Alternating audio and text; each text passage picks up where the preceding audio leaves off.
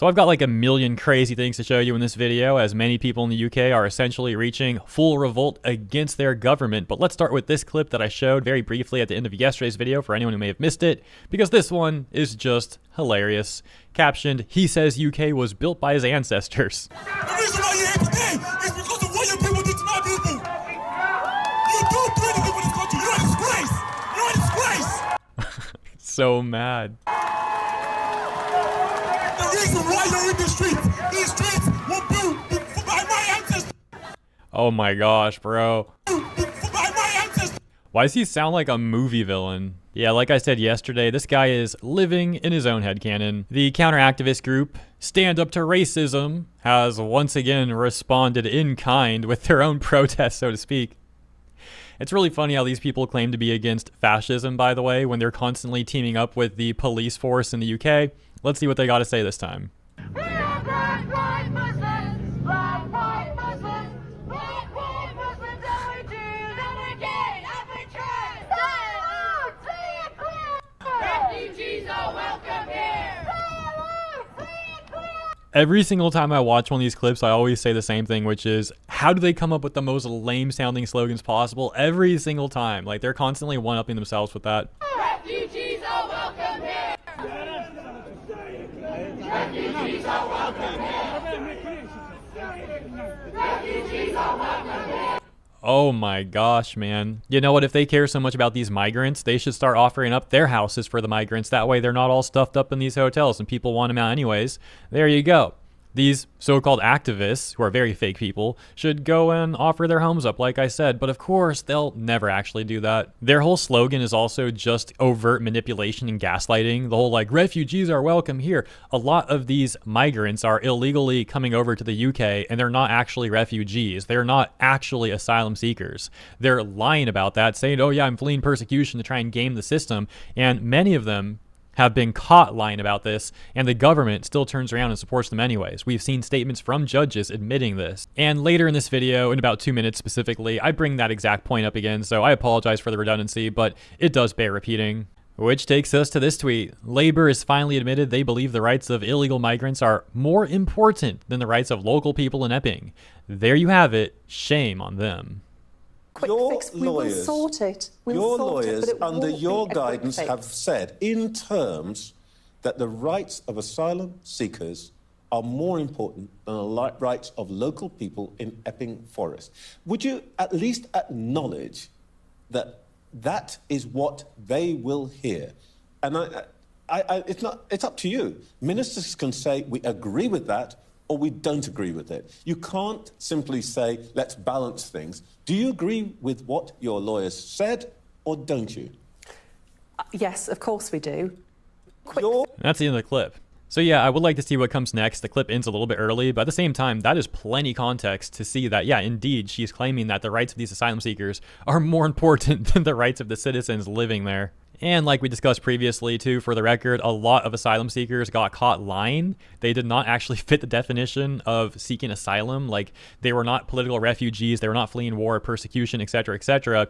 They were simply claiming asylum status and lying about it to try and bolster their chances of staying in the UK. And some judges actually even admitted that they caught people lying, but then they turned around and said, but we're not going to do anything about it. They still have a right to be here. And that's just a part of why there are so many protests breaking out across the UK, which we'll talk more about in a second as well. But first, let's stop here because things get even worse and much more disturbing.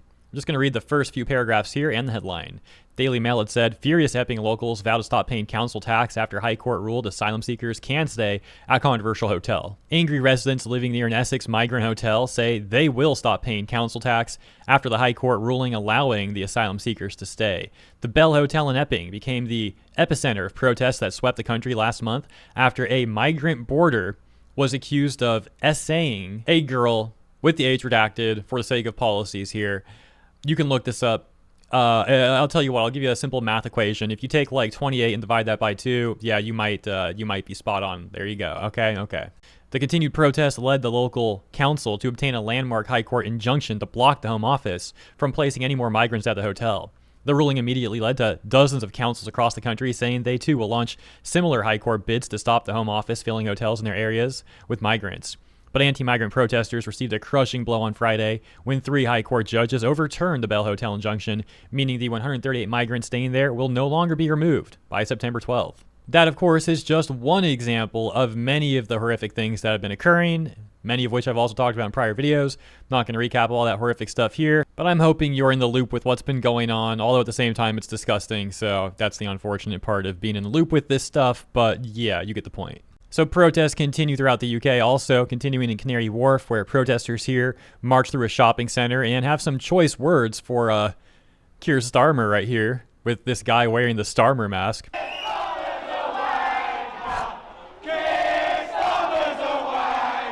Seems like Starmer didn't like that one, with his police force rushing in to stop the Patriots who don't want fake asylum seekers in the UK. Look at these guys. Another version of protests across the UK have been people hanging either the Union Jack or St. George's Cross, which, again, you're probably familiar with this, but we've got an update. Now 1 million England flags were hung across the UK this weekend, reported by Radio Europe right here. However, as you might guess, some people are very offended by these flags. And excuse me, it said week, not weekend. My bad. I'm really excited to show you this next part. This is hilarious. Antifa/commie cuts down English flags on a bridge and then stamps on them. Make him famous. So here's one of those people offended by people raising up English flags. Let's take a look at this real tough guy. All right, so he got 1 flag already. He's going after the second one right here. He sees St. George's Cross and he just gets so mad that he's got to make a little video for his Instagram or whatever's going on here and cut the flags off, throw them in the damp floor and stomp on them. Grown man, dude. Grown man. And this is what he's doing with his life. I mean, I don't even have anything else to say except laughing at that, dude. In post-production, I saw that the flag itself was like off-screen a little bit when he's stomping on them, so we will rewind for a second. There you go. There you go. This is his crowning life achievement right here. Oh, wait, we got another one being reported here saying another lefty pulling down English flags.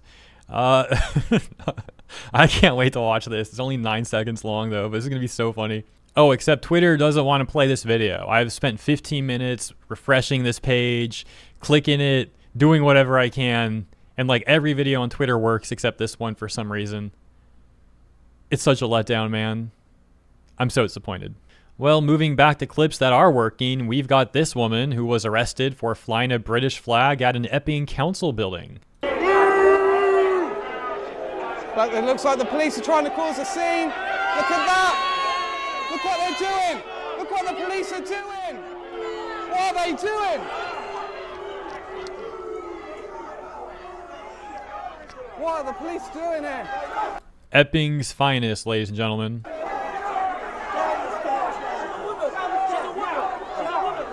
Down the stairs. It's not safe on these stairs. She's a woman. What are they doing? Just for the bottom of the stairs.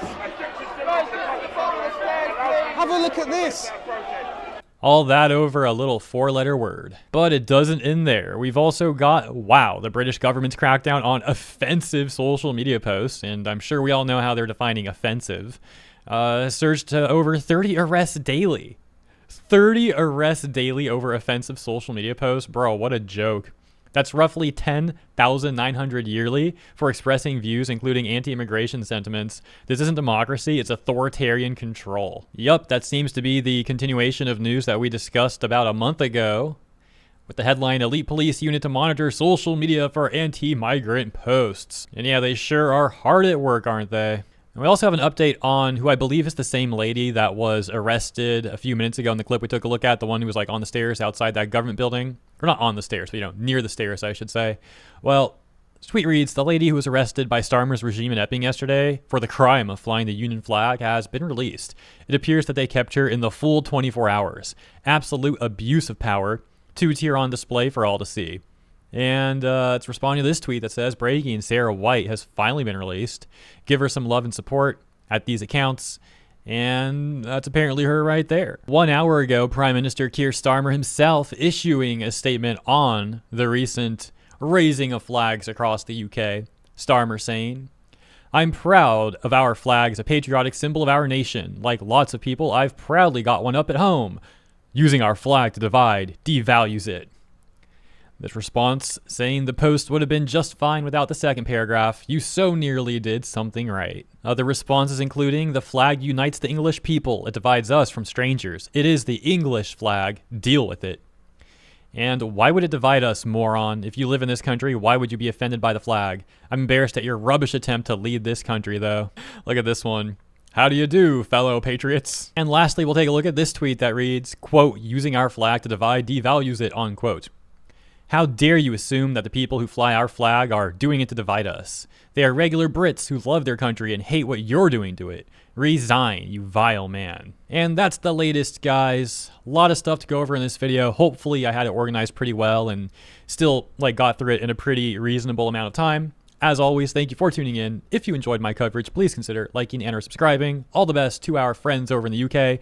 And yeah, once again, thanks for tuning in. See you in the comments here and in the next one. Have a great week.